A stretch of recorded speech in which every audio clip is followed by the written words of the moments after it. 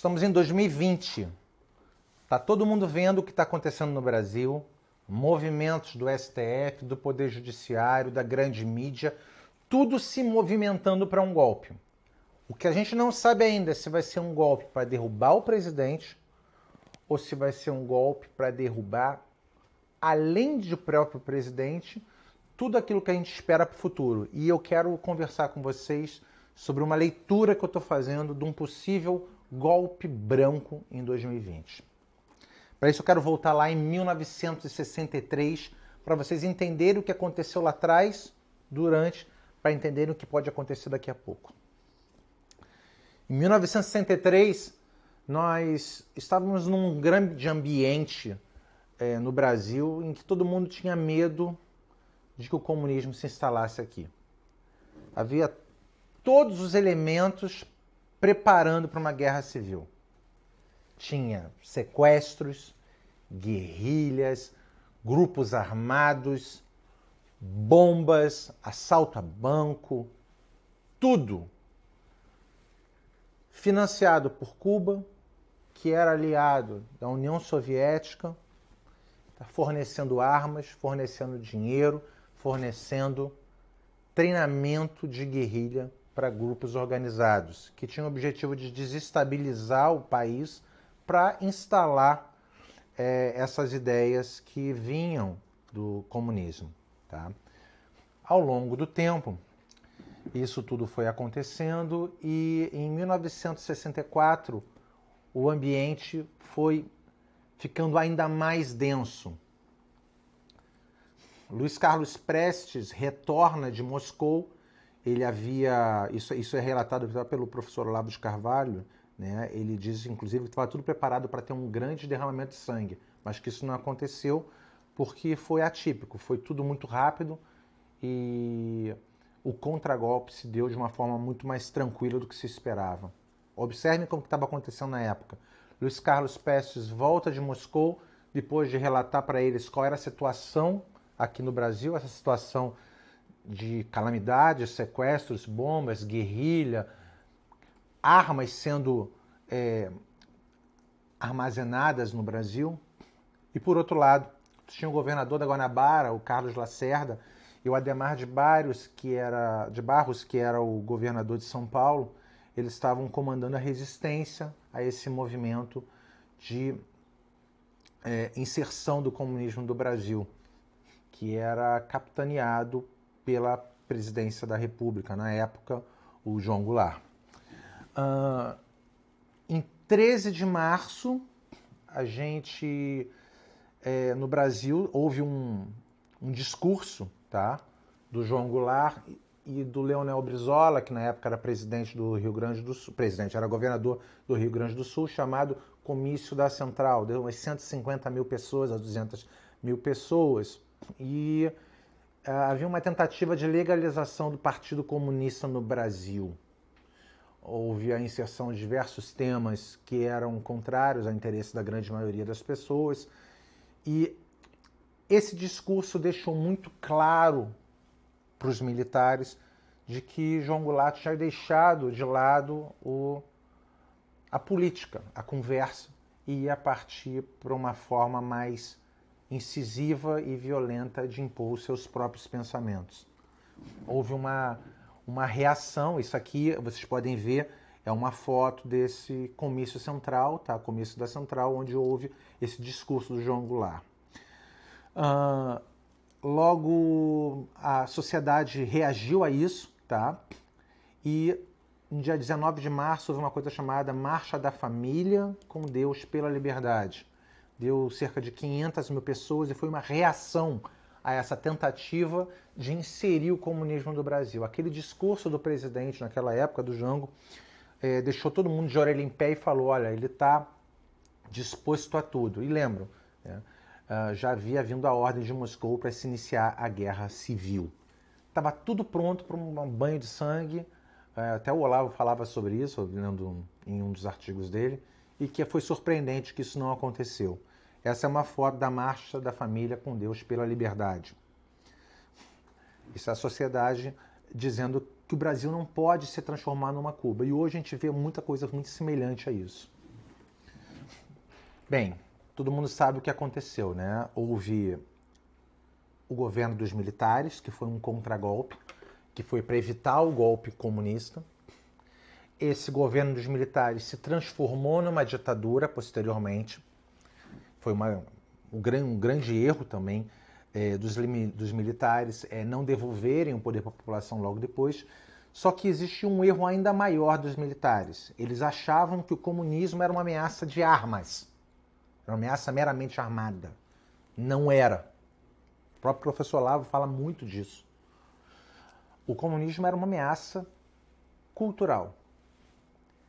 Os militares acharam, olha, posso deixar os comunistas aí dentro das universidades, dentro das organizações não governamentais, das organizações da sociedade civil, dos sindicatos, que não tem problema, podem fazer aí, falar as balelas de vocês. Foi um grande erro. Quando ele permitiu que os comunistas ocupassem esses espaços nas universidades, nos sindicatos, eles começaram a dominar o discurso público.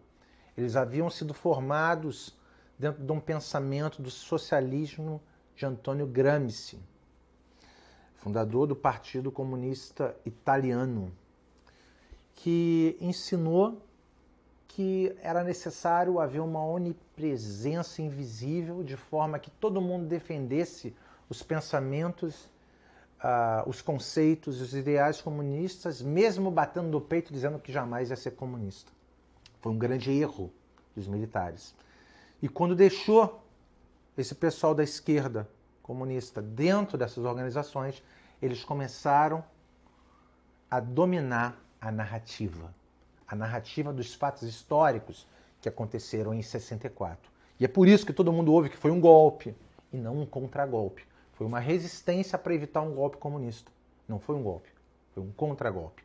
Só que dentro dos livros da história, dentro de tudo que se ouve, sempre houve golpe de 64, golpe de 64. Isso é a falácia da repetição nauseante. Schopenhauer, ele vem nos explicar que se você repetir muita coisa, ela não se torna uma verdade, mas parece ser uma verdade, todo mundo assume como se fosse. Na política, no mundo, existe um movimento de pêndulo. Um momento, a política está de um lado, da esquerda, do outro lado ela vem para a direita. Isso é eterno. Às vezes demora mais, às vezes demora menos. Desde 1964 até hoje, até 50 anos, durante 50 anos eles dominaram. A história não foi escrita pelos vencedores, foi escrita pelos perdedores naquele momento, porque os militares cometeram um erro de deixar eles controlarem a narrativa e ao longo desses 50 anos eles desenvolveram uma militância sólida. Eles, depois dos 50 anos, começaram a ter vitórias nas eleições. Talvez a primeira grande vitória tenha sido em 89, aqui em Porto Alegre, que foi o grande balão de ensaio da esquerda no Brasil. Depois eles começaram a ganhar governos de estados.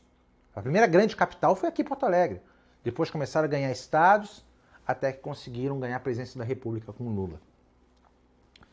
Dominaram a mídia através do dinheiro, e a mídia também foi formada dentro daqueles conceitos da hegemonia do discurso, em que tudo convergia para o pensamento de esquerda. Eles controlaram o judiciário também. Guardem isso.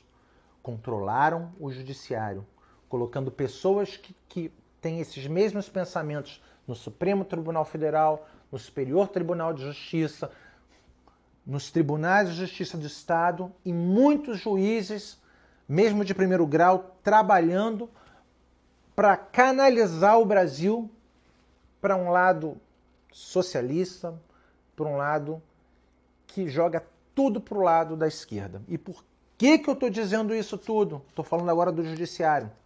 Porque nos últimos anos o mundo e o Brasil deu uma guinada para a direita. Aquele movimento de pêndulo foi tudo para a esquerda. A América Latina toda na esquerda praticamente.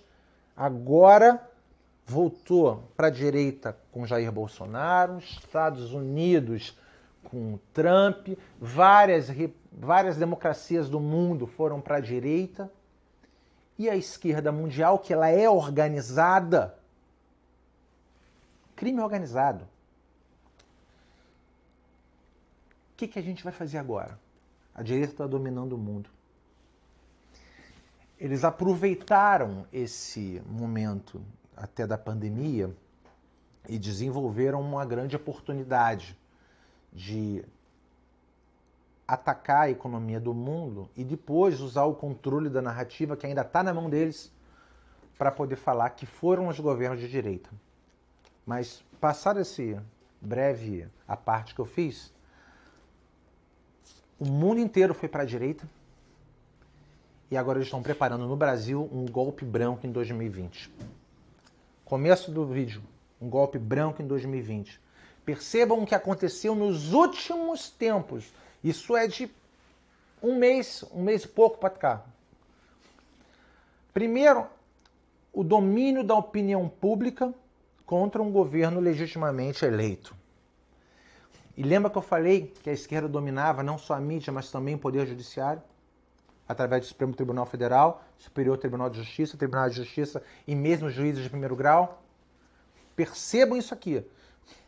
Como eles estão tentando tirar o poder do presidente, não basta só depor.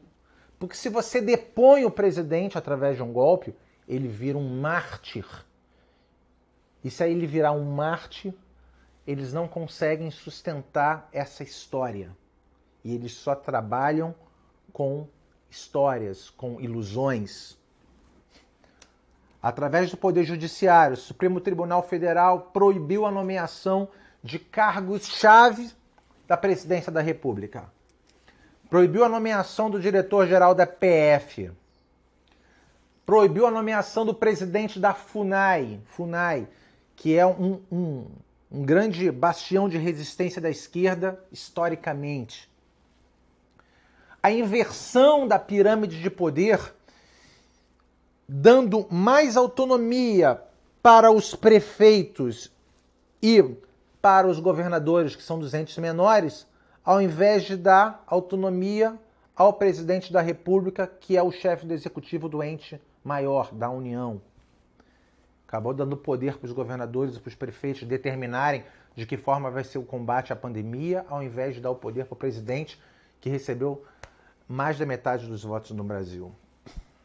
Teve um juiz singular lá no Maranhão que está determinando isolamento como se ele fosse o chefe do poder executivo. Isso tudo é para tirar a autoridade do presidente. O ministro Barroso, recentemente, acho que foi hoje, inclusive, suspendeu a expulsão de diplomatas venezuelanos.